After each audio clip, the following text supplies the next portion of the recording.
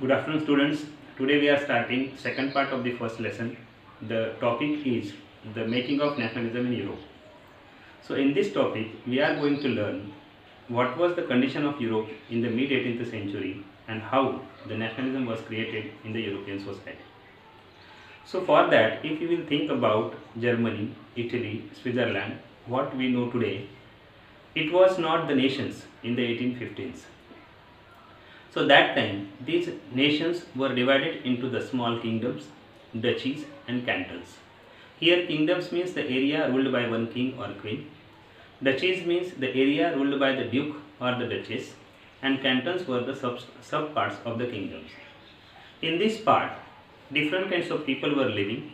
They were belonging to different religion and even they were speaking the different languages. For example, suppose you will see the Austrian Habsburg Empire.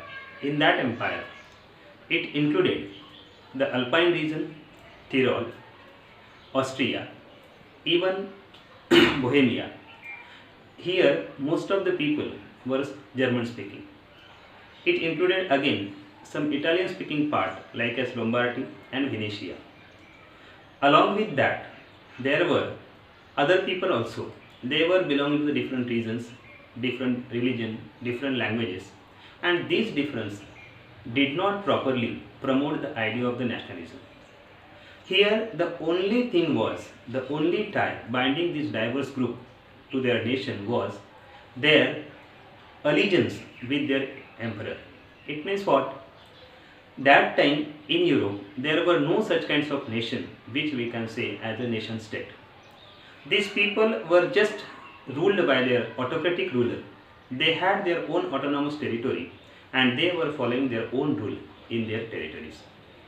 In this condition, if you want to make that all the people united, then how this process was carried out? So, have you understood the political condition of the Europe in the mid 18th century? Now we are going to learn the second part of the topic, that is the aristocracy and the emerging new middle classes. As I told earlier, in Europe, the society was divided into the estates. First estate means clergy and nobility, they were the privileged classes, and commons were the unprivileged classes. If you will see the number wise, near about 90% people were the commons and only 10% population was the clergy and nobility. But if you will see the economic condition, near about 60% of the property was owned by the aristocratic and 40% property was divided into the common people. So this aristocracy, these people were politically and socially dominant class of the Europe. They used the French language in a diplomacy or in the high society. These people were very wealthy, prosperous. They owned vast estate in the countryside and they owned town houses. It means they used to live in the towns and they used to cultivate their land in the countryside.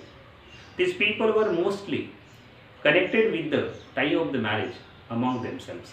So in this way, in most of the area, suppose in Western Europe, the most of the land was farmed by the poor peasants, and Central and Eastern Europe, the land was held by mostly estates which were cultivated by the serfs. So here one picture we have seen that mostly European society was dominated by the nobility and the clergy people. Now, how the new middle class emerged in the society? We know all that industrialization happened in England during the second half of the 18th century, means after 1750. But it occurred in France and Germany in 19th century. So here the urbanization or the industrialization means the growing of the new middle class, means working class people, and the increasing number of the factories. Their main basis was the production for the market. So here one thing we have to understand, that new middle class emerged in the society. That were the industrial workers first, and new middle class which included businessmen, industrialists and professionals. These people thought that the society should not be based on the birth privileges.